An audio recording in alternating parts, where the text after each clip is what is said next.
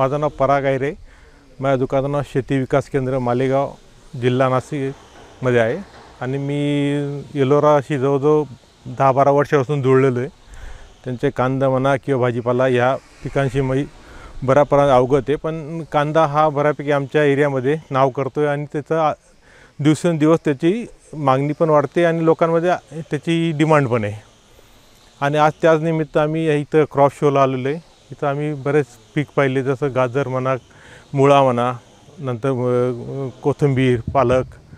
त्याच्यात आम्हाला बऱ्यापैकी चांगलं नवीन इम्प्रूव्हमेंट किंवा नवीन आपण तंत्रज्ञान वापरून त्यांनी ते बनवलेलं दिसतं आणि पुढे शेतकऱ्याच्या याच्यात पसंतीत पडेल असं एक माझा दृष्टिकोन आहे. आणि असंच एलोरांनी हे क्रॉप शो ठेवून शेतकऱ्यांना पण बोलवा, आमच्यासारख्या डीलरला तर बोलत आहे, पण शेतकऱ्यांना पण बोलून त्यांचं पण एक नजरेखालून गेलं तर खूप चांगलं राहील. चल, धन्यवाद.